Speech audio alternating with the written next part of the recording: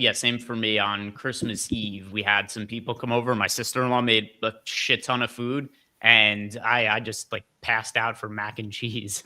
Dude, yeah. I'm doing a 24-hour fast. I'm not eating until 6:00 today, just to clear myself out. I mean, just to get the cleanse, because the past couple of days, oof. And even after hockey, like, dude, I had a 10:30 hockey game on Tuesday, and then one of our guys brings beers. I'm like, dude, why would you bring beers to a 10:30 hockey game? But of course, I stuck around, so I wasn't even home till 12:30, and then the next day is Christmas Eve, and then it's Christmas, and so yeah, we're gonna try and clean it out today. Good morning, everybody. Welcome to the Stokastic.com NFL Strategy Show. Here's a really interesting one, because you got 9 games on Sunday. I love it. I think it's fun, but are there going to be instances here where we can just get contrarian? And I know normally you'd be like, well, wouldn't 9 games make it, kind of less plausible that you get to some weird spots? Greg, I'll tell you what, right now, the fact that you have Cincinnati and Arizona with Brissett and Joe Burrow tells me that those guys are going to, garner a ton of ownership, and, likely no Trevion Henderson as a 13.5-point road favorite against the Jets. Stevenson, right? I do think there are going to be instances where you can get unique on a shorter slate, because, right, it's 9 games. It's not 1 game. It's not even 3 or 4. It's still 9 games. And that's what makes this a really fun slate to me. Now, don't get me wrong. I think Joe Burrow and Jacoby Brissett both look damn good in a spot like this. There's no doubt about it, right? Like, you're still talking about 2 guys on teams that are going nowhere, but the game has a 53.5-point total, and the Arizona Cardinals are 7.5-point dogs, which is objectively a good thing for Jacoby Brissett. The fella needs to be playing from behind. But don't you think it does feel like there are going to be some spots that we can key in on that might not be nearly as popular if a lot of ownership goes to some of these other guys? Yeah, we've got 3 crazy popular quarterbacks relative to QB ownership. So I just pulled this up. One of them is Joe Burrow. The other is Drake May. The other is Trevor Lawrence. We've got all 3 of them projected for 17 to 19% ownership. And then Jacoby Brissett, somewhat popular as well, 9% owned, but not quite as popular as the other 3. But with this being a shorter slate, like you mentioned, we do have more condensed ownership. I don't know that we've had a single quarterback who's been projected for 18% ownership. Actually, there was one, maybe like one Jaden Daniels slate earlier on in the season. But other than that, I think that's the only time we've had a quarterback projected for 17% ownership. And we've got 3 of them this weekend right now. Crazy, man. So we'll get into all that. Hey, happy to have you guys here. Welcome to the show. I hope you had a great Christmas. I don't know if you're feeling as I am right now. Boy, I am dragging. Dragging, not a dragon. I'm dragging. It sounded like I said I am dragging, which would be an odd thing to say. To prove you're tired, you're just like, I'm a dragon. Right. See how exhausted I am? I don't know who I am anymore.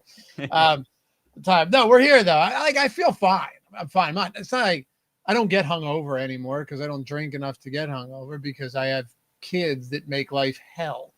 No, they're great kids. What I mean is, like, you have a responsibility now. And it used to be like, all right, let's DoorDash something and watch Netflix. Those days are long gone. But you just get tired. You eat a lot of food. Of course, you're drinking. My Justine's uncle, great dude too, got me a really nice bottle of bourbon. Along with, he got my brother-in-law and everyone else there. So we're just, sipping bourbon all night, along with a ton of heavy food. It comes with the territory. So you just get tired, but it doesn't matter. I hope you guys had a great holiday, great Christmas. We're back. Thanks, Steven. Appreciate you, man. Yeah, we're back, and we're going to talk some football. I look forward to it, though. Saturday slate. We'll have a live before lock for that. And then we're not going to do that on this show, because the Sunday main slate, this is the first time Greg and I are talking about it all week. So if we didn't do this, we'd have nothing. And I think this is an important show, especially now, we got all the projections and everything up. But yeah, I'll tell you what, man, I want to dive straight into the quarterback position, because if you take a look at this spot, there are some guys that I think actually look really good. But dude, I never in a million years, you talked about Joe Burrow's ownership. I thought, hey, maybe there's this one guy that we could get to that's lesser owned. Well, I was wrong because Trevor Lawrence is the highest owned quarterback on the slate. It's not Joe Burrow. It's not Drake May. The way we have it when we ran this sim, at least when I ran it, let's see where we're at. It looks like in this pool we have Joe Burrow a little bit higher. In mine, when I ran the sims, I have Trevor Lawrence at 18.5, Burrow at 18.3. But just even if you're just looking at it from an ownership perspective, same thing, right? Like if you go into the projections and you look at quarterback ownership, we have Burrow at almost 20%, May at almost 20, and Lawrence at almost 19. All of those guys are good quarterback plays. And I know Sauce Gardner might play. I'm still skeptical with them essentially out of the playoffs that he's going to play. Travarius Ward's on the IR. That team, I said it the other day that secondary, eventually the other shoe's going to drop, and it did. Brock Purdy carved them up. So let's just get off of Burrow and May and Lawrence for a second as far as the conversation goes, not exposures. I'm more interested in talking about everybody else who's not getting ownership. Sure. Yeah. I mean, we've got these three guys who, like we said, are all really popular. And because they are so popular, when you've got three quarterbacks making up more than 50% of the field's exposure at the position, you get a lot of lower owned options. Now, some of them we are getting to in a bunch of lineups. Tyler Shugg, we've got him in 22% of lineups with 6% ownership. Jacoby Brissett, we've got him in 14% of lineups with 9% ownership. Then you got somebody like Sam Darnold in 9% of lineups with 5% ownership. There are definitely a lot of interesting lower owned quarterbacks to get to. And there's a bunch of quarterbacks kind of like Max Brosmer and a lot of Kuhn yesterday that you can kind of just write off because it's like, oh, there's almost no chance these guys have a decent game. Some of these teams, Brosmer, you and I were briefly talking about before the show, he wasn't even allowed to throw the football yesterday. I think it's going to be the case for a handful of quarterbacks this weekend as well. And it worked because I mentioned to you before the show, it was the first day all year that I really didn't watch any football. Like the games were on. I was at my in-laws, so I watched a little bit of Washington and Dallas as it was on, and then the Vikings game came on afterwards, but I never really got to sit down to watch the games. And I've never been so happy about if I had to miss a day of football that it was yesterday, and then I was, my daughter and we laid in bed and watched Aladdin before she went to bed, the 2019 one with Will Smith. I don't know if you ever seen it. It's actually good. Now, before I had kids, dude, I never saw the original Lion King. I never saw the original Aladdin. I never saw any of them. Those are all good movies. Which is odd, but yeah, because I was a child once. I wasn't deprived. Like, it's not like I grew up in. I was not feral. I didn't live in in the forest. But I never really watched them, and if I did, I don't remember them. It's kind of fun. Some of them are not that bad, and that allowed me. Yeah, they're good. Like I watched Lion King not all that long ago, maybe like a few months ago. It's a movie I watch like every couple of years. It's good. Same with like Toy Story and a bunch of the Pixar movies. Yeah. It's the reason those movies are so successful because they found out instead of just making a movie for kids, like, let's make a movie that's 100%. Cartoon in a way that kids could enjoy, but also it has a good enough plot that adults will like it. And that's kind of what they realized, like the gold mine for those movies, because then you get something that people actually all want to go see and wouldn't even mind watching it multiple times because I remember when my sister was younger, if she likes a movie, she's watching it 50 million times. You nailed it. That's what it is. They make these movies now that kids enjoy, but I watch it and I'm like, this isn't that bad at all. Those are the ones, yeah. And even like my daughter, Jordan, she'll be 5 in a couple months, but we're watching Aladdin and clearly there's stuff that she just didn't understand. But it didn't matter because there's still like you understand generally what's going on, and I got to enjoy it. And every so often I would check the score of the Chiefs game and be like, "Oh, it's 6-3 now." Oladokun has 32 passing yards now, so yeah, it is what it is. But it was pretty cool. Yeah, it was nice. But the game I want to talk to you about here, and I want to get your guys' thoughts as well on this one, including you, Greg. Obviously, Bills and Eagles. I know that you look at this and you go, well, Josh Allen has a foot injury. He said he's going to play. The guy's a beast. Like him and Herbert and a lot of these guys just generally play through anything. Even shout out Daniel Jones, right? Like whenever Daniel Jones has missed games, it's because he's literally dealing with an injury that you could not play through, right? I mean, he was playing with a fractured fibula. And then he just what was it? His Achilles, right? He tears his Achilles and just walks off the field. So he walks off the field. One of his legs is broken. The other leg, the Achilles is torn, and he probably pushed to get back out on the field too. Right, after right. He's like, I'll walk on my hands and throw with my feet. But like, you can't throw with your feet. You have no Achilles. But no, like a lot of these guys, man, they really will. They'll try to play through anything. So it's kind of tough to know sometimes if they're good or if they're just going to play through a serious injury. And by the way, I don't think Josh Allen has a serious injury. I'm not saying that, but I do think there's something to be said about maybe he's not 100%. Jalen Hurts on the other side, though, do the Eagles, because you have one game between the Raiders and the Giants, which is a true race to the bottom, right? The 2-2 and the schedule makers couldn't have drawn it up any better. The 2-2-13 teams in the league are facing off against each other. So there's that. It's a race to the bottom. Who would not want that number 1 overall pick, right? And then you've got other teams where it's like there's no real playoff implications, but in terms of will you make it, but there are real seeding implications, and we'll talk about all of that too. But this one with Buffalo and Philly, I'm not even convinced Philly tries to get the 2 seed. But if they go out there and play all of their guys, I have literally zero reason to believe that they're not going to do everything they can to win that game with their starters. If they're all out there, and I assume they will be, I think Philly tries to win this game. And I don't, at this point, there's nothing to suggest that they're not going to do that. Yeah. The one thing we could potentially see is if somebody gets dinged up, they might be really cautious, take them out of the game and not bring them back, which we kind of saw, what was it, like 2 years ago at the end of the Eagles season, where was it Jalen Hurts who got banged up and then he wasn't 100% heading to the playoffs? Same maybe like AJ Brown or something like that. I think that was 2 years ago. So I always wonder if teams have an experience like that, if it informs some of the decisions that they'll make in the future. So I agree. As long as the players are out there, I think they're going to try to win, but I also think they're going to be extremely cautious if anybody gets dinged up or anything like that. So if we have to pick one of the 2 teams who's more likely to go out to win, it would definitely be the Bills, but I don't think it means Eagles are punting the game or anything. You know how I know they're not punting it is Jalen Carter's expected to play. And he hasn't played in several weeks, right? So if he's coming back after double shoulder surgery, yeah, I think so. And Einstein said they should try to win. They need all the practice they can get on offense. I mean, sure.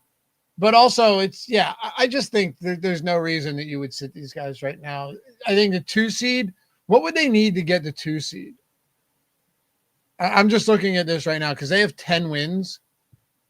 And then they close out the season against Washington. They need, so Bears are 11-4. Bears have the 49ers this week, right?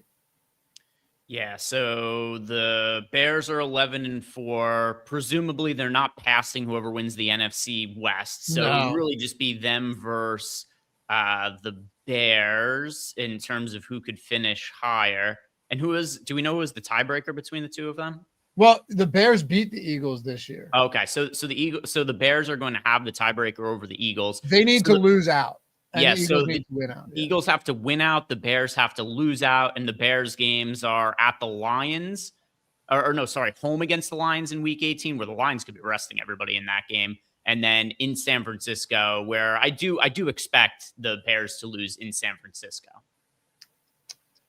I've expected the Bears to lose a lot of games this year, and they haven't. John says, need Bears to lose 1 and win out. Are you sure? Wouldn't just a head-to-head tiebreaker mean everything in that situation? So the Bears would need to lose. The Bears would need to lose out. Yeah, the Bears would need to lose out for the Eagles to get there because they're. Yeah. It would Eagles have to win their final 2. Bears have to lose their final 2. That's what has to happen. Yeah, for sure. Unless I'm like missing some. Right. That's maybe the tiebreakers. He's wrong, or he's not wrong. He just corrected himself. Okay. I wasn't sure if there was, because the head-to-head tiebreaker has got to be the only thing that matters there. But Nat, looking at quarterback exposures, let's do this. Let's have some fun because it's only a 9-game slate. Are there any guys that you're just like flat ruling out that you don't want to play. Because I have a couple that I just really don't have much interest in getting to. But Jalen Hurts, I think at 2% actually is not the worst option here. And I typically have not loved getting to him this year. But if he's essentially, so he's bookended in salary by Drake May and Joe Burrow, right? He's right sandwiched in between those guys. And he's getting no ownership while those guys are getting upwards, could be 20% each on a slate like this. That I look at and I go, wow, if Hurts is really going to be getting 3% and those guys are 18 to 20%, as much as I love Burrow in this spot and Drake May in a very good matchup against the Jets, I'm just, and not to mention Trevor Lawrence is in the 6K range. He's also going to be in that same ownership. Like, what if it just happens to be one of those games where like Chase Brown goes off on the ground, or Travis Etienne does a lot on the ground, or Ramondre Stevenson, or there's defensive touchdowns in these games and they pump the brakes. I'm not saying that's likely, but it's very possible that could happen. And it's burned both of us plenty of times this year. Anybody in chat knows you could have the game script perfect and they win by 30 and your quarterback finishes with like 15. Yeah. So as far as the first part, you would ask me which quarterbacks do I not want to get to that I'm ruling out. Brady Cook, negative interest in Brady. Totally Brady agree. Cook playing against the Patriots. I don't have interest in Shadur Sanders, who seems to have like a broken finger or something like that on his throwing hand. Not interested in playing him against the Steelers. I'm not interested in playing Phil Rivers. I know he ended up having a better than expected fantasy game last week, but that was still a game the Colts lost by over 20 points. And a lot of his success in the early going of that game, he just threw screen passes and there was a lot of yards after the catch by guys. No, but you got to be fair. He had some nice throws down. Yeah, he did. I don't want to play him this weekend though. Neither do I. And at least in the early going, I don't know what the ADOT was, except I know at least the first couple of drives, there was a lot of screen passes that guys were moving the ball downfield with. He made a couple of really good throws too, but I'm not interested in playing Phillip Rivers. I'm not interested in playing Aaron Rodgers. There's no rushing upside there. Not interested in Bryce Young against the Seahawks. Off the top of my head, those are the quarterbacks who I have no interest in right now. All right. Then how much interest in guys like Jackson Dart and Geno Smith? Mind you, Brock Bowers is on the IR. These teams are so bad and their defense has been so terrible. And Jackson Dart's been a good fantasy quarterback this year. He's 5,400. Geno Smith is 4,400. We've seen Geno Smith win off the top of my head at least one Millie Maker this year. These defenses are bad enough. It would not be the most surprising thing in the world if that's like a 30-28 game or some super high scoring game. I totally hear you. Or if it's 14-10. Yeah. Yeah, just weird things happen when dog shit teams who shouldn't want to win end up playing each other. Also, historically, the Giants crush in these spots where they have their position to get a high draft pick, and then they just win meaningless games at the end of the year. They've done it for years. Right, like if they lose in week 18, they get the 1, but if they win, they get the 9, and they end up blowing the other team out. Stuff like that. I know. It's also something to say where, like Jackson Dart last week, what happened there? He had 1 fantasy point. He completed 7 passes for 33 yards and rushed for 7 yards. His first completion came with like 3 minutes left in the second quarter. I know. Really bad. But would I consider him against the Raiders? Sure. Do you want to take a guess at the total in that game? For the Raiders-Giants game? Mm-hmm. Yeah. Oh, I was looking at it earlier, so I already know 40.5. It's super low. But yeah. I was considering betting the over earlier. Just there's such a wide range of outcomes. You're just kind of you're just applying a random total to some of these games at some point. Right, because this could be 60, like you said. I'm not saying you set the total at 60. Yeah. I don't think the total should be 60. I more meant that there's shootout potential and just definitely it's a stoppable force versus a movable object. The offense, they're terrible. The defense, they're terrible. The coaching's terrible. Pete Carroll's even been there for a full season, and it's already reported that seemingly he's not going to be back next year. So it's both these teams are disasters. Yeah, I mean he probably shouldn't be back. I don't even know why didn't he just. He's made a lot of money. He's won a Super Bowl. Just just bounce. It's strange. Baker Mayfield's another one where like he's been bad lately. He's just legitimately not played well. This is a guy who early in the season, his MVP odds were neck and neck with like the top dogs. You know, I remember I looked at him earlier in the year and it was like him and Josh Allen. And those were the guys. And Mahomes, right. Him, Josh Allen, and Mahomes.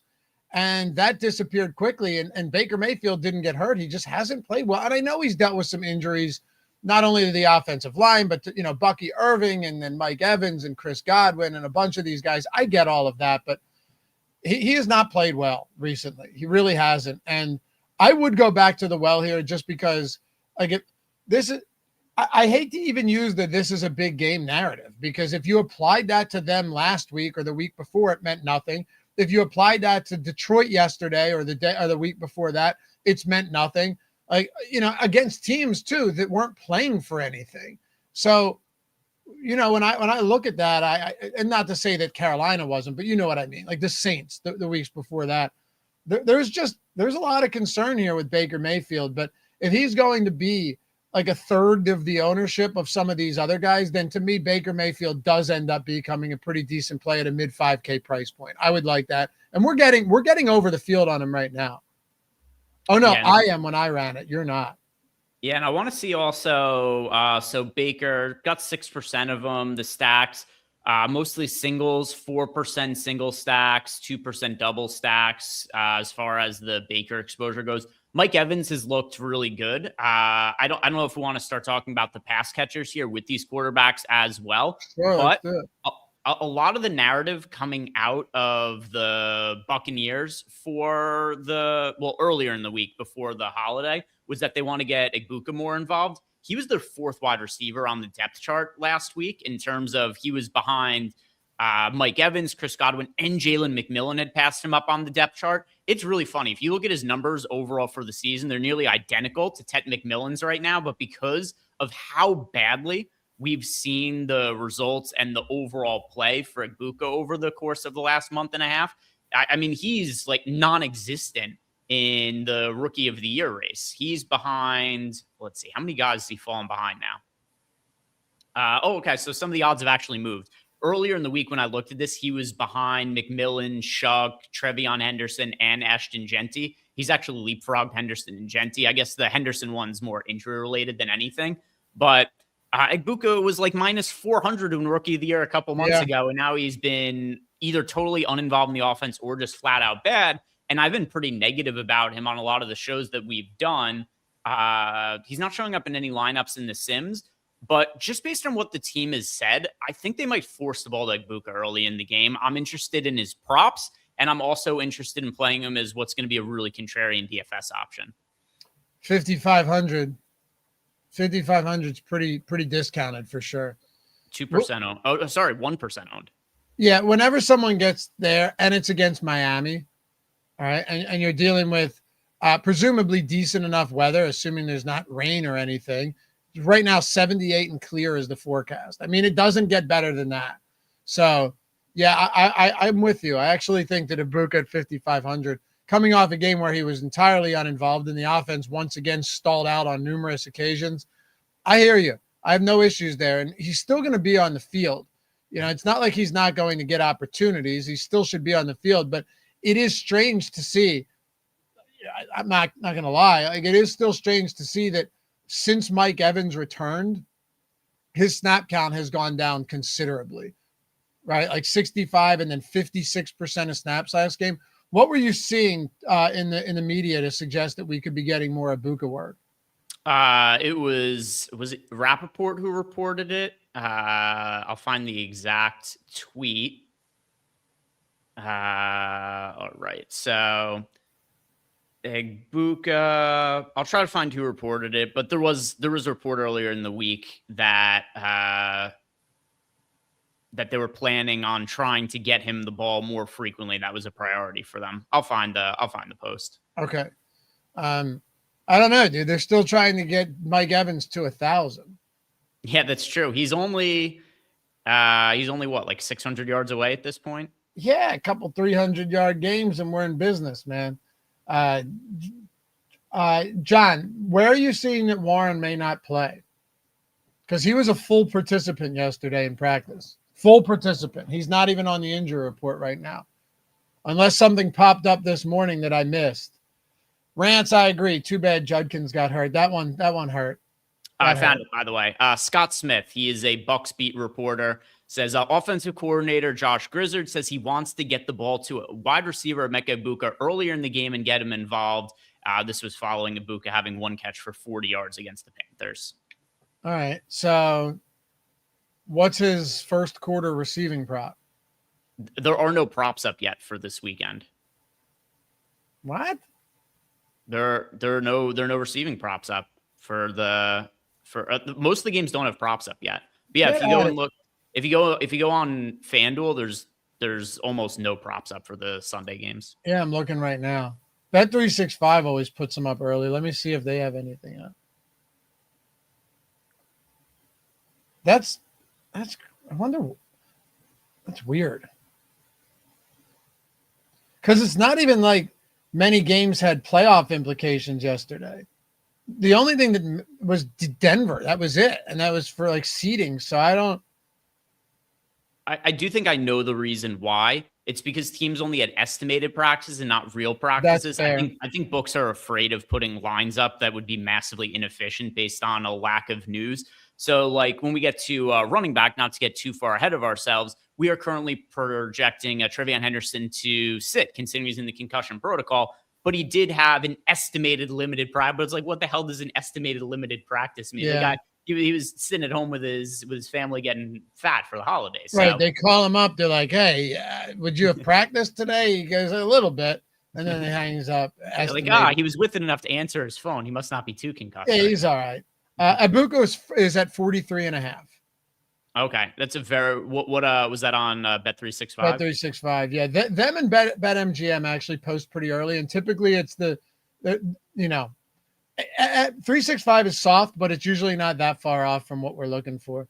But yeah, there's no like first quarter props or anything out, but 43.5, Evans 61.5, Godwin 32.5, McMillan 20.5, and Otten 22.5.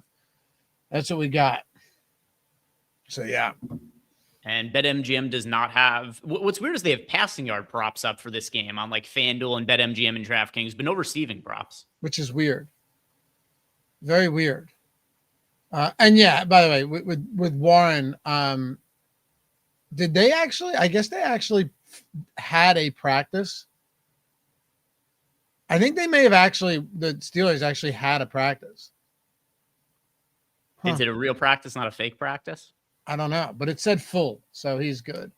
But anyway, yeah, let's take a look at wide receivers like we are now, and then we can go to running backs as well.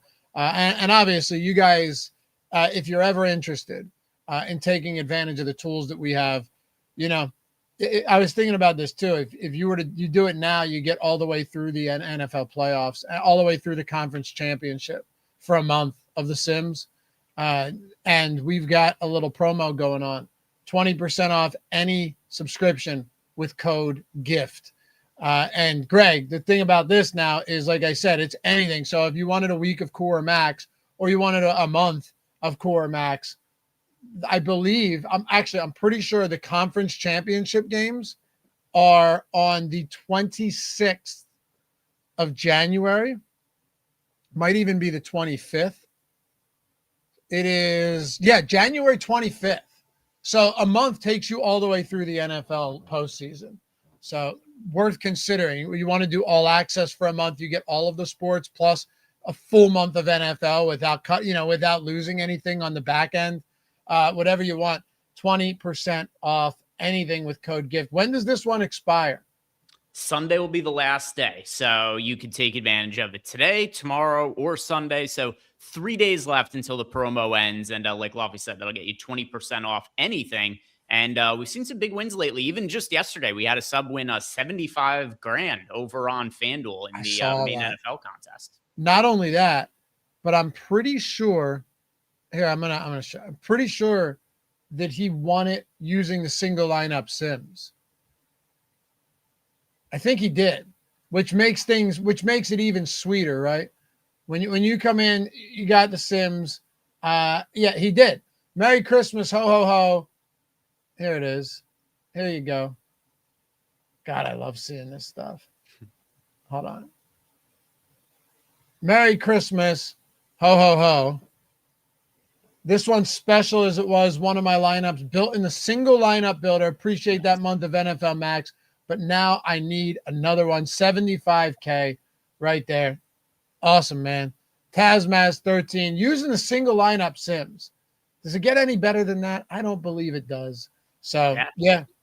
Sick hit. I mean, single lineup Sims. He had Turpin in the lineup. He had Krosky Merritt, which is hilarious. All the discussion about Krosky Merritt in the offseason turns out. And then week 17. Yeah, he does almost nothing for the entire year. Had like a couple decent games here and there. And now for best ball, he's probably going to be like super necessary to win anything because you get a massive running back score from one of the last picks in the draft, depending when you picked him. Incredible. Yeah, there he is. But congrats to everybody who had a nice day yesterday, whether it be in the NBA or NFL streets.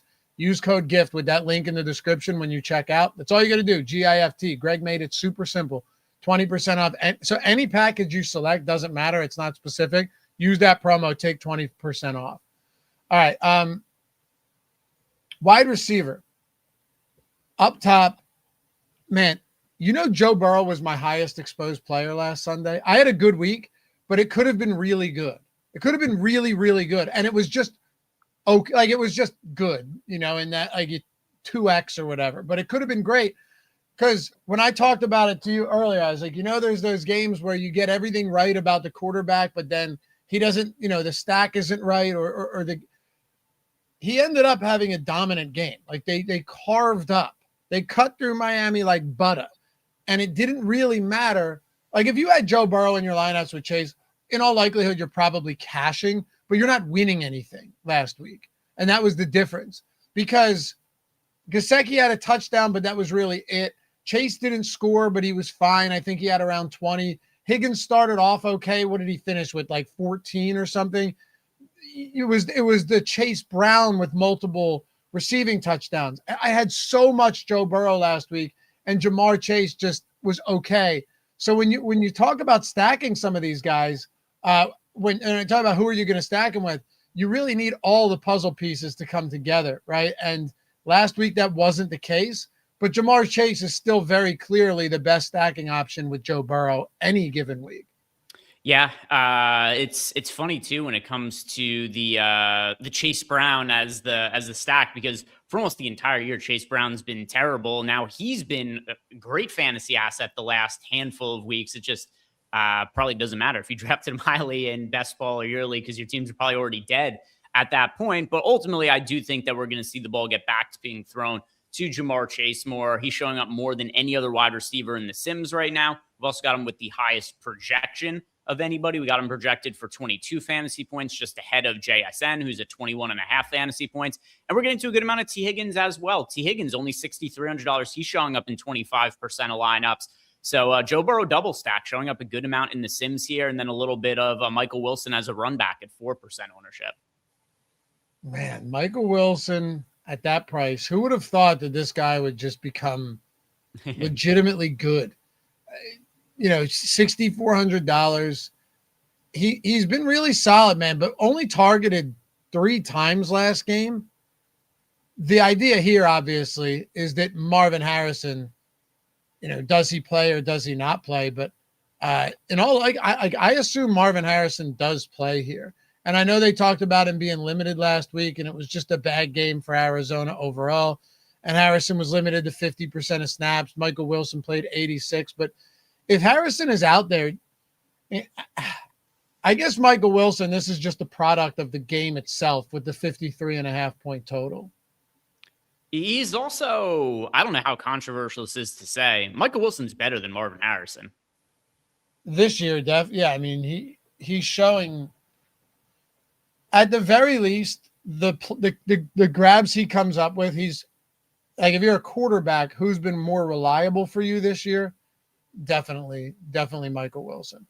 Again, they're also playing from behind all the time, But a lot of the grabs in the end zone, like pirouette style grabs from Michael Wilson, he was still in tight coverage, right? Like it's not that he's just wide open on all of them. So I agree with you. He has been. And yeah, like you said, it would be one thing if it's just and some of it is stat padding against prevent defenses. We've seen that a lot with Jacoby Brissett, but part of this is just eye test sort of thing. And to what you said, he's making really impressive catches and athletic plays, yards after the catch. He's seemingly doing just about everything. He's one of my two favorite, maybe he's a little bit less under the radar now, but my two favorite kind of under the radar wide receivers who I think could be stars going forward, Michael Wilson and Isaac Tesla. Tesla, I think, is ridiculous too. Yeah, he makes some circus grabs for sure. You would expect him to get more work next year as well. JSN, man, that's a lot of JSN against Carolina. I get it. You know, they're playing for the 1 seed. They've got a lot to play for right now, which sucks for Carolina. If Carolina wins this game, this is the type of game Carolina would win, and then they'll just lose to a terrible. Like I don't know who they play in Week 18, but it's got to be a divisional spot. So is it? Oh, it's Tampa again. Yeah. So they play likely for the division next week. I don't even know if this game matters for the Panthers. Sure it does. If the Bucks lose and the Panthers win. No, that's true. Let's see. So the standings, where are they at? So the standings right now, they're 8-7. Bucks are 7-8. Okay, yeah. So it does matter because they clinch if they win and the Bucks lose, and they do clinch the division. So never mind. I was thinking that they were tied and the Bucks would hold the tiebreaker if they won next week, but that's not the case. So I was wrong. Yeah, so if they win this, it's pretty big. I mean, it seems unlikely, but it's doable. Trey Tucker, that's always fun. Oh, God, I know there's no Brock Bowers. I know it's the Giants. Trey Tucker, I mean, it makes sense. There's no Jacoby Myers anymore. I guess you're just going to have to play some Trey Tucker at his price point. I mean, you've gotten him down to a salary now where it's kind of unavoidable, right? I think it's unavoidable at 3,800. I really do. There's nothing that makes me feel good about this Raiders offense outside of the fact that Bowers is gone. When you see our Ashton Jeanty exposure in a second, you know, you'll definitely understand that looks different. But yeah, Jacoby Myers against Indy too, Greg. That's another spot where like him and Lawrence have had a real connection. I think that Jacoby looks pretty good at 5,300. There's a lot of relatively cheap players here that are going to open things up for us and allow us to get some of the more expensive guys. But there aren't that many expensive players. I guess Chase, JSN. We can take a look at running back, but I already know that some of our most popular running backs aren't going to be that expensive. So, yeah, we'll see what the builds look like in a minute. Any other wide receivers you want to touch on? So I want to tie something in here with Trey Tucker. I mentioned earlier that this Giants-Raiders game is just dog shit on paper. Anything could happen. But look at the exposure we have on Jeanty. Jeanty's showing up in 86% of top lineups right now, and we have him projected for 60% ownership coming off just a massive game last week and now a good game on paper against the Giants. So another reason to like the Raiders passing game, if Jeanty is actually going to be 60% owned in large field contests, you have a scenario here where you could roster the Raiders passing game and get massive leverage. And these guys are so cheap because of Bowers being out and the passing game just being poor as of late. So Geno Smith is $4,400. Trey Tucker's $3,800. Michael Mayer is $2,500. That's a pretty reasonable double stack to me. And it gets you a ton of leverage off of Jeanty, who we currently have projected for north of 50% ownership. Yeah, absolutely. And I actually think Michael Mayer is pretty decent. I don't think he's good, but I think he's good enough, right? And we've seen him at times before. A lot of difficult matchups and spots for him this season, but yeah, we'll talk about that. I'm with you. Aside from that, you're talking Mac Hollins, Stephon Diggs down there, those type of guys. Let's see what the running back position looks like. A lot of Jeanty, a lot of Stevenson, and not really a ton of anybody else. Yeah, astringently against this New York Giants run defense. I mean, this is a really bad run defense for the Giants. I mean, if we are at the point of the season now where, right, they played a lot of games, and when you start to look at how this defense has performed, 5.5 yards per attempt. That's the worst in the league. It's worse than the Bills, the Bengals, all of these. They've allowed 19 rushing touchdowns. Believe it or not, the Bills and Cowboys have allowed 24 and 23 respectively. That's actually pretty insane. But the Giants, no team is, only the Bengals have allowed more 20-plus yard runs. Giants have allowed 6 runs of 40-plus yards. They're bad. So they're bad. And I think this is a spot that you want to get to. The one guy that we're not getting a lot of right now that I would love to get more of, Saquon Barkley. If the Bills are really vulnerable in one spot, it's against the run game. It's in the run game, and we've seen this countless times this season where, even bad teams have managed to keep things competitive. Look at the Bills, or look at the Browns last week. The Browns rushed for 160 yards. Before that, the Patriots rushed for 264 yards. Now, sure, you go like Pittsburgh and Cincinnati, fine. Some of these teams didn't, but 200 yards allowed against Tampa Bay. Miami rushed for 197. Atlanta rushed for 210. The Saints rushed for 189. The Ravens rushed for 234. They've had if you include the 197, which I'm going to do just for emphasis, 3, 4, 5 games where they've allowed 200 plus rushing yards this year. That's out of control. Yeah, they have gotten gouged on the ground. And for what it's worth, the Eagles' run game has looked marginally better as of late. It was so poor at the beginning of the season, but we've seen some better Saquon Barkley games lately. Now, some of that has been because the matchups have been more favorable, but I'm not sure this is a terrible matchup. It's not either. It's really not. Yeah. So as far as Barkley goes, you look at his recent games. He has in the last 3 games, 21 carries for 132 yards, 22 carries for 78 yards, 20 carries for 122 yards. And prior to these 3 games, he only had 3 games of over 60 rushing yards the entire year. And now he's done it in 3 consecutive games, including 2 out of those 3 games with 100-yard games, all with touchdowns in them. He hasn't been very involved in the pass game lately, but the run stats themselves hold up. And also you get Saquon Barkley. We're used to rostering him at like a $9K price point. You're getting a little bit of a price discount relative to historical pricing as well at $7,600. Right.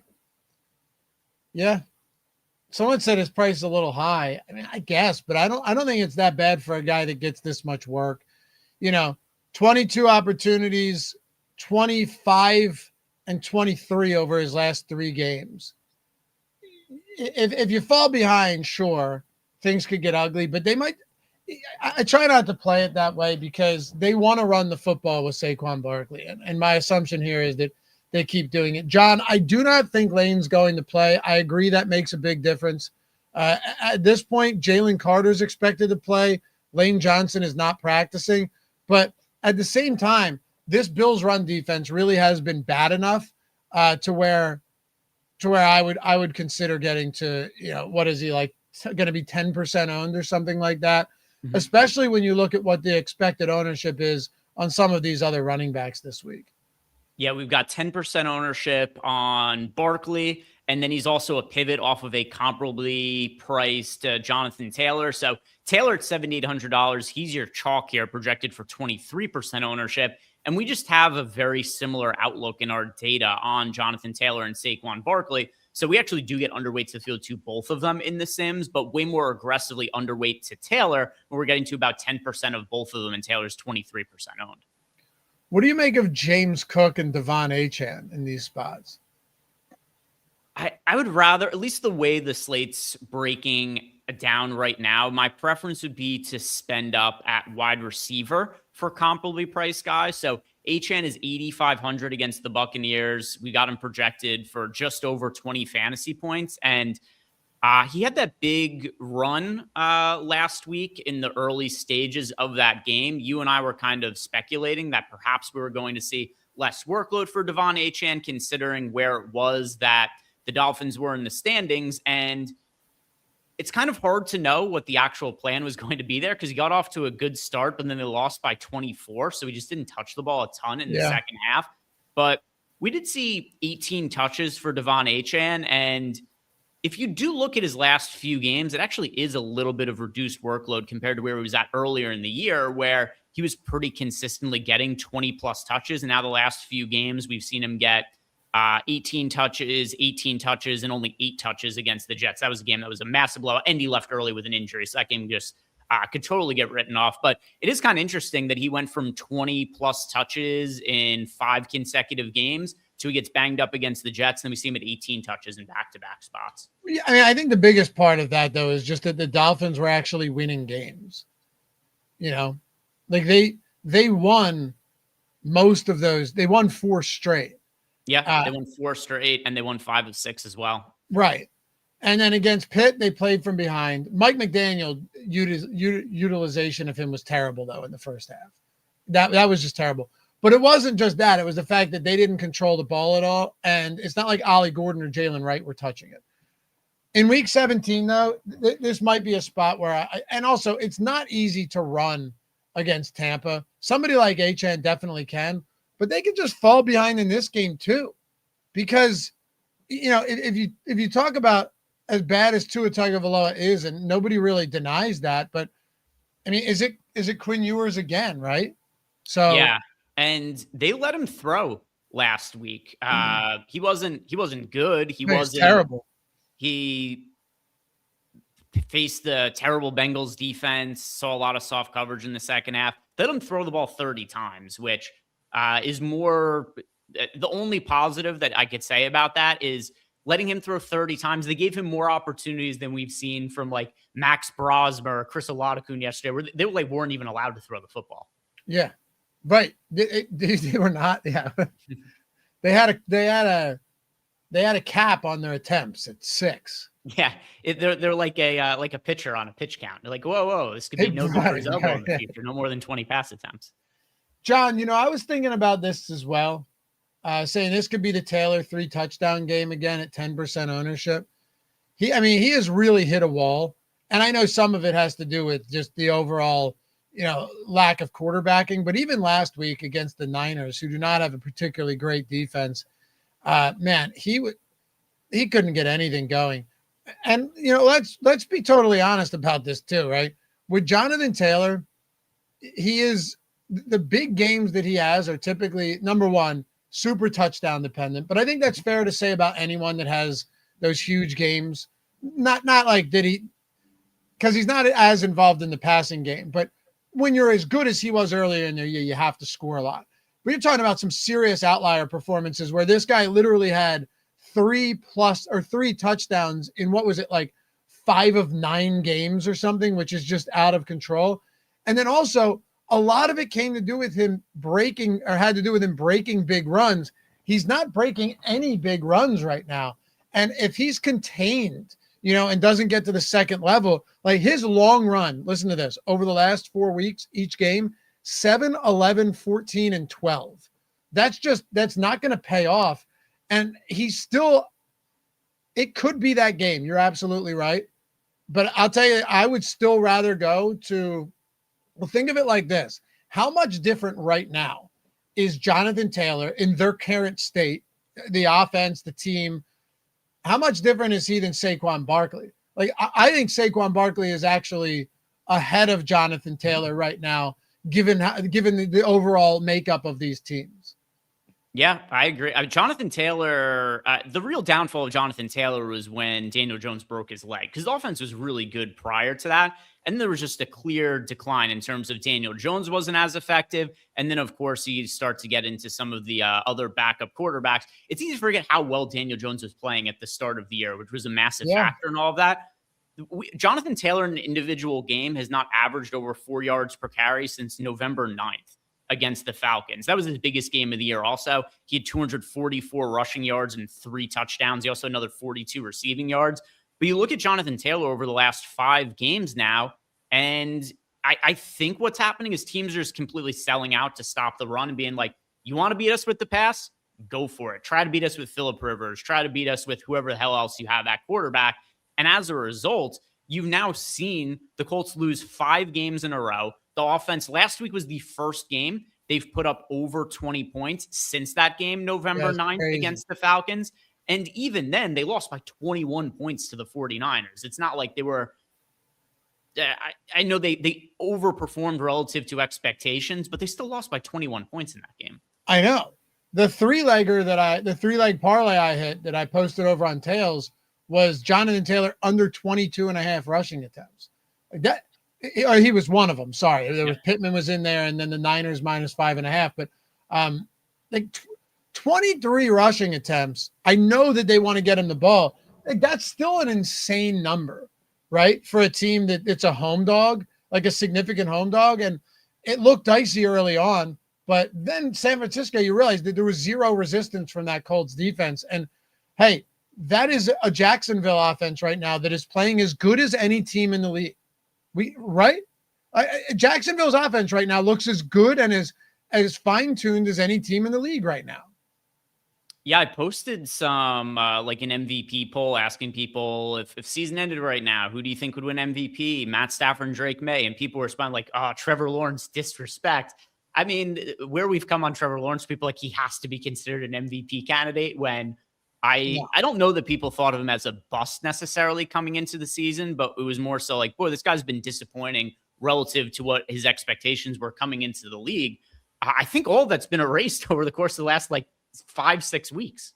If you took the last month, Trevor Lawrence would absolutely be in the conversation, maybe even leading it, honestly, right? But not on the season, just no chance. I mean, over the last 4 games, he has 12 touchdowns, no interceptions, and he's averaging 270 yards per game passing. He's been good. He's been really good. And they've won all 4 of them. They've won 6 straight, but no, I certainly wouldn't be putting him in the conversation on the season. I don't think you can do that. I think he'll get down ballot votes. I assume he actually gets the 4th most votes right now. There's a clear top 2 in Drake May and Matt Stafford. Then it's Josh Allen, and then I think it's probably Trevor Lawrence next. Probably. And if he finishes out the season playing really well, and they end up they can still get the 1 seed, right? Let's see. Can they get the 1 seed? Because I know the Broncos won yesterday, but I would assume 11-4. Broncos are 13-3. So if they win, they're 12-4. They still have to pass the Patriots, and the Patriots' final 2 games are against the Jets and the Dolphins. Yeah, so it seems unlikely. Now, the Broncos situation, I guess, is a little bit different because, who do the Broncos play in Week 18? Is it the Raiders? It's the Chargers. So, yeah, they could get the 2 seed because the Jags have the head-to-head tiebreaker over the Broncos. The Broncos are AFC Bears. Yeah, they are. They're very deserving playoff teams. They're both good, but I don't know anybody looks at the standings like, oh yeah, Bears and Broncos are top teams in their conferences. Yeah. All right, give me a contrarian. Are there any contrarian? And by the way, Chase Brown's ownership, I don't want to pay that. I don't really want to pay that much for Chase Brown, and I know he's played well lately. The touchdowns have been there a lot. And I know the previous game, the touchdowns weren't there, but he had 7 receptions on 7 targets. I don't really want to pay that much for Chase Brown. There are other guys that I would rather pay for. Yeah, I'd rather roster Barkley. You get Barkley for $200 more than Chase Brown. I'd rather go in that direction. And then also a couple of other guys here that we're getting some exposure to that are not massively popular. You got Tyrone Tracy, $5,400 against the Raiders. That's pretty appealing to me. Tracy also pass catching ability. He did play wide receiver in college, so that's something that I have a little bit of interest in. It's a good matchup for Bucky Irving. I just don't know if he's ever going to get a goal line carry again. That's entirely Sean Tucker's gig now. Yeah. Tracy has 18 touches over or 18 looks over his last 2 games.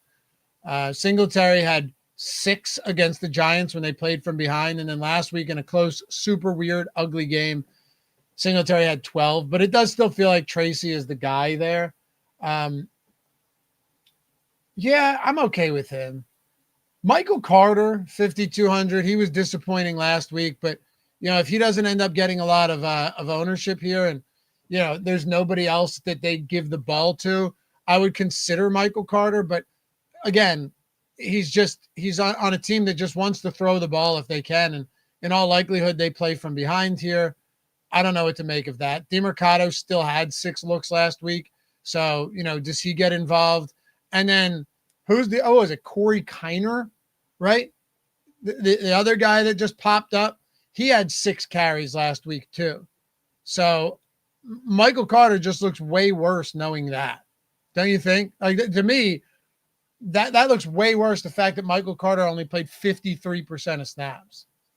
I played a healthy amount of Michael Carter last week, and actually had one live lineup going into the afternoon that had Michael Carter, and he started the game really strong. He was at he broke off a big run early on too. Yeah. He was at 6 carries for 50 yards or something like that. I'm like, oh boy, Michael Carter looks like he's gonna have a big game. And then he just didn't touch the ball the rest of the game. And it was because, number one, the game script wasn't good, but then also they just had other guys that, like you said, got involved kind of out of nowhere. Like Corey I get that DeMercado was somebody who, while he'd fallen out of favor with the coaching staff, I did recognize going into the game that he was some threat to Michael Carter's workload.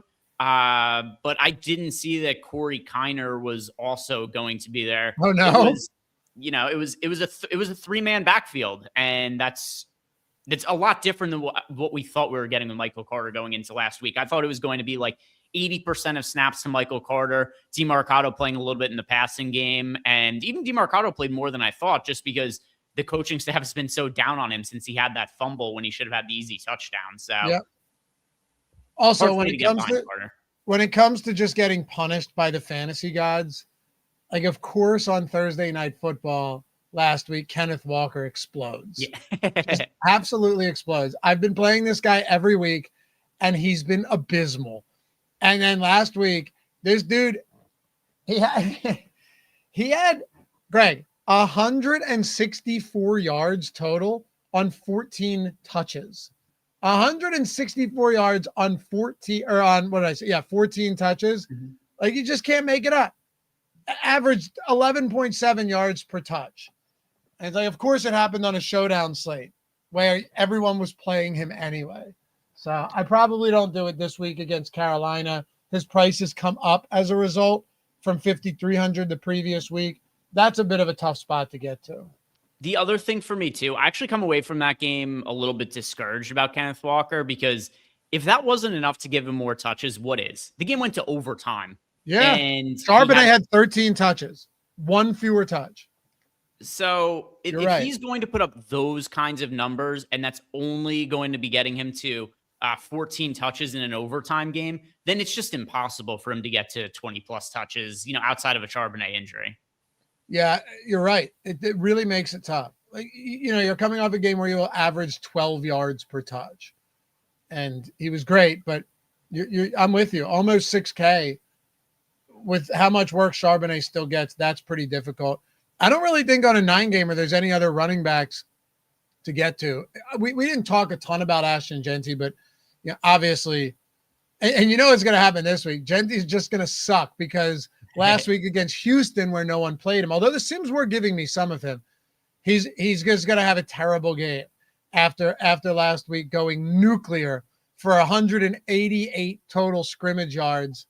It's just just watch, man. Just wait for it to happen.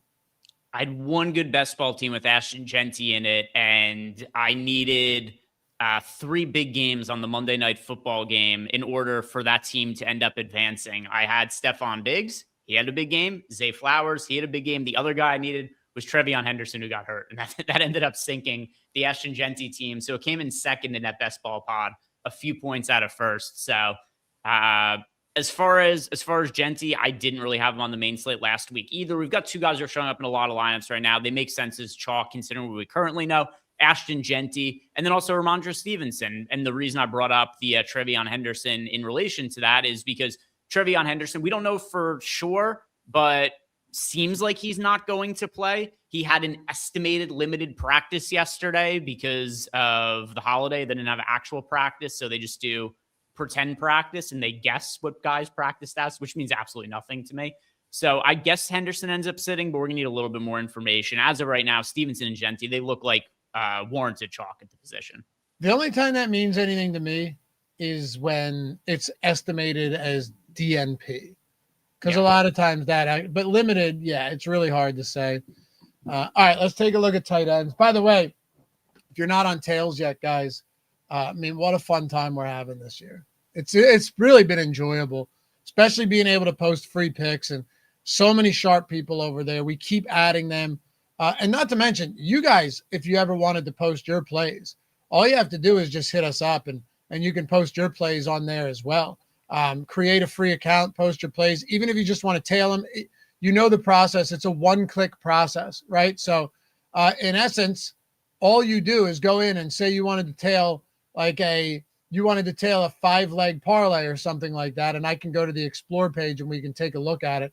You want to go to the Explore page. Oh, our friend Jazzraz, Ben Rausa has something. It's not going to be a parlay here. Oh, it's UTSA, of course. You want to tail this, all you got to do is click tail, and it'll give you the best odds on everything. So whatever books you're on, find the best odds, click it, it'll add it straight into your bet slip. Greg's got bets up for today. But yeah, of course, if you can find the parlays, like Sam Smith has a Grinch parlay going on, built with Portfolio EV, all unders in a spot like this. You want to tail that, boom, it'll throw it up onto the bet slip. And then you've got all of these popping up right there. So straight in the leaderboards on top of that. Someone asked me the other day, they're like, who's been killing NHL lately? They tweeted this to me. Mm-hmm. I told him, I was like, dude, just go into the leaderboard and see who's killing. So go to this month. Who's having a good there you go. Bank of Dennis up 28 units betting NHL. Moneyball Metrics, 43 units. They've been crushing. Mobbin, 44, 13. So just to give you an idea, you can filter by all of these sports and see who's doing the best in all of these categories. Pretty cool. Let's see. Who do we got on? Who's on the total profit right now? Who's doing really well on the most profit this month? Let's see. I know Ben was up there. We've got Supreme Juice, who said a bunch of. Ben's still ahead of me there by a little bit. But we've got Jay Ferry, Bank of Dennis, Skilo Green, who said a bunch of big parlays. Same with Supreme Juice. But yeah, if you guys ever want to just check out the leaderboard, like Lofty said, you can filter it by total sports. You can look at individual sports. You can look at some of just the overall biggest parlay wins that people have had. So yeah, it's really fun to check out the leaderboard. For sure. The Chicago Bears said, I like Juice. He posts some good ones. Yeah, he's been killing. Skilo, those guys have been killing. So check it out. And you know, if you've had success and enjoyed it and had some big wins, shoot us some tweets. Let us know. Shoot us the bet slips. Let us know how Tails helped you, because we want to grow this platform. And the best way we can do that is just to get the word out there that people love this and that people are having some fun with it. So, yeah, man, it's awesome. Come join it. Leave us a rating and a review in the App Store. We still needed about 124 to hit 1,000 ratings over the last, 5 days of the month. It's going to be tough, but I know there's some of you out there that may have just forgotten, and you go, oh, shit, thank you for reminding me, Laffy. I got you. Take that second out of your day if you don't mind. But tight ends, yeah, Michael Mayer, of course, getting a lot. Jawan Johnson. I laddered Chris Olave on Tails last week to 100. I should have laddered him up to $120.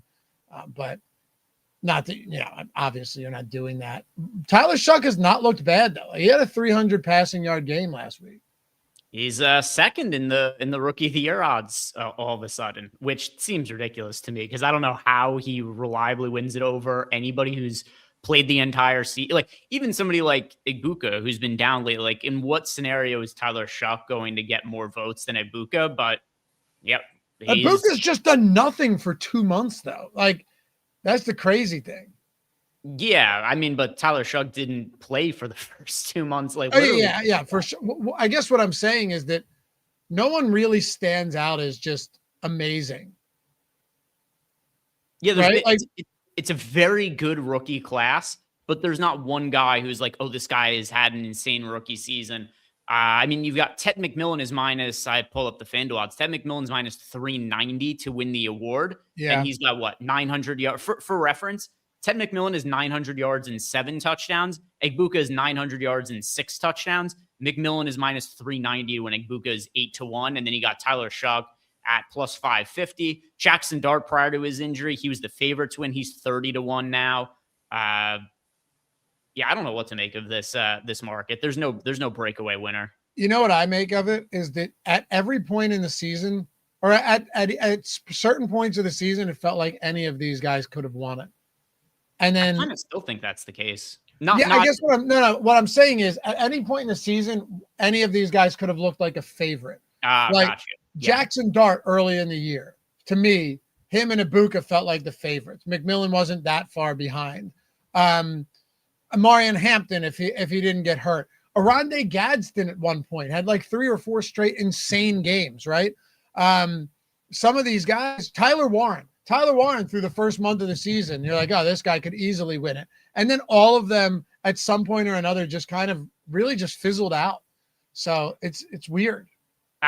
Tyler Warren's a funny one. I forgot that for the first month and a half of the year, Tyler Warren was the chalk at the tight end position every single slate. I can't remember the last time I even really considered him for a DFS slate. That's what I mean. Yeah, it's been pretty tough to get there, especially because his price didn't come down far enough. But any contrarian tight ends worth looking at for you here that kind of stand out as, all right, well, they're not super high owned when Michael Mayer is going to be pretty popular. Trey McBride against Cincy. Oh my God, dude, McBride against Cincy. I may just try to get 100% McBride this week against the Bengals. He's so expensive at 7,500. It's funny. I didn't even realize Tyler Warren's chalk. Tyler Warren's 16% owned. I don't think I care how. I'm not sure I care the ownership. Or Trey McBride in this spot against the Bengals is. I mean, this team is so bad against tight ends. And I'm not, again, I always say I'm not a big DVP guy, but it's just so bad. And not only that, but I think there's some pretty decent value out there this week. You know, like Genty's $6,100. Trey Tucker is what, $3,800 or something like that. You're going to have, and obviously you're still going to want to try and get different in some spots, but you're going to have some opportunities where these guys aren't that expensive. Ramondre's sub 6K, Tracy's $5,400.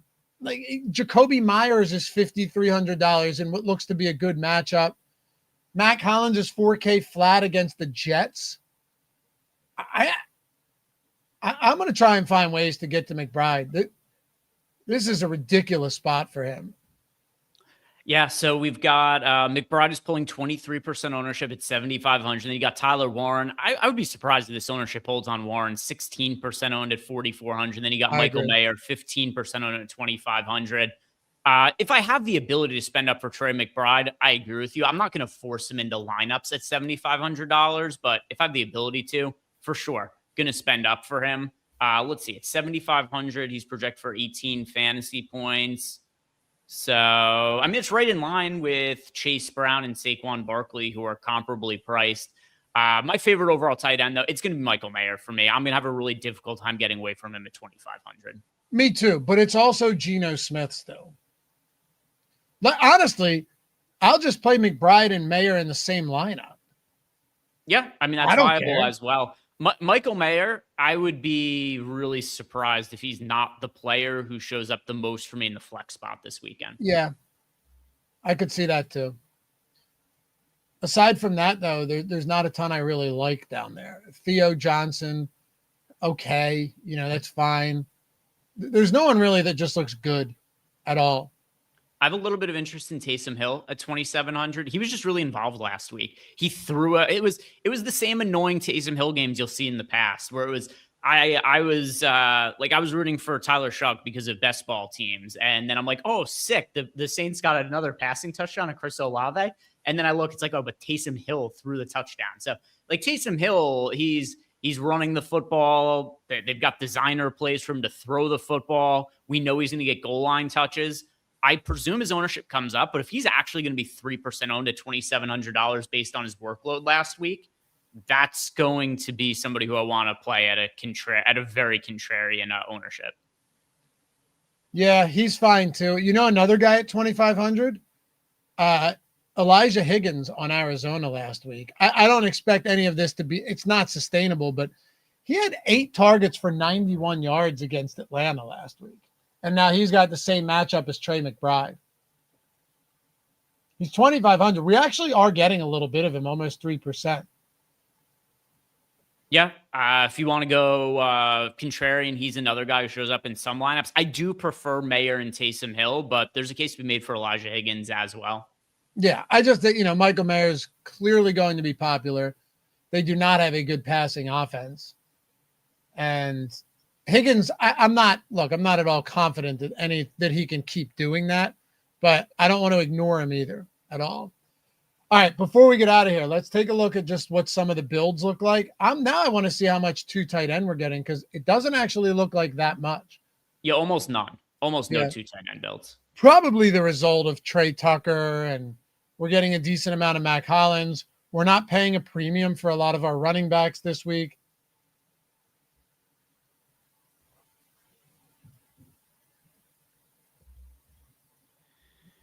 All right. So our top line, 3 of our 5 top lineups are Tyler Shuck double stacks. Shuck with Olave and Juwan Johnson. This is Shuck with Olave and Juwan Johnson. This is also, so Olave, Juwan Johnson, those Saints double stacks. That's making up a handful of our top lineups.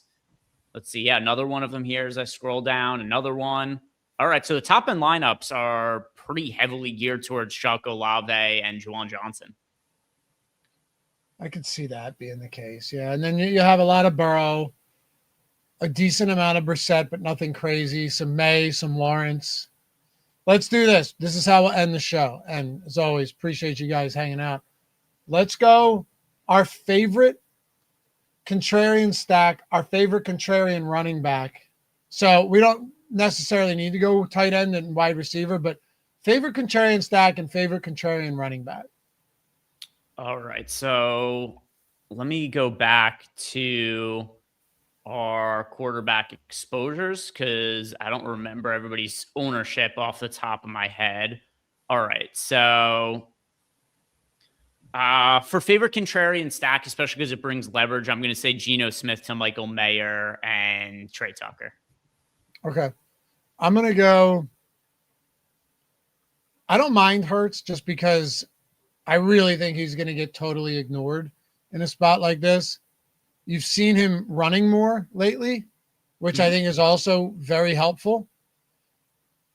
You could go Hurts here, but it may just be Baker for me. Okay. What's Baker's ownership? Baker, he's 7% owned. So he's not that contrarian, but he's not super chalky either. I'll go Baker and Hurts, just because Hurts still can run. I would maybe Hurts single or something like that. Skinnies. And then you said favorite contrarian running back. That'll be Barkley for me. Yeah. I don't know how contrarian he is, but if he really is, what do we have his ownership at? Like 10%? Yeah. That would be my guy as well, for sure. I don't think Taylor comes in at 23%, though, for what it's worth. Yeah, we'll have to see. Are there props up for that game? The Colts also haven't named a starting quarterback. Presumably, it is going to be Phillip Rivers. He said he expects to start, but that's also not official either. Let's see if there are props for that No, game. Rivers is starting, yeah. Oh, was he confirmed starting? Steichen said he was starting him. Okay. Rushing yard prop for Taylor is 73.5. Receiving yard prop. There are no receiving props up for the Colts. So nothing on that end. Rushing yard prop, not that high at 73.5. How does that compare to Barkley? 80, anywhere from 81 to 83.5. Okay. Yeah. So Taylor's ownership is going to come down. If Barkley has higher props everywhere, there's no way Taylor's going to be 2x the ownership. Yeah. And right now on the few books where we actually have both, Barkley's rushing plus receiving is also about 7 yards higher. Barkley is, here's the difference. Barkley's minus 105 to score. Mm-hmm. Taylor is minus 210. That seems crazy.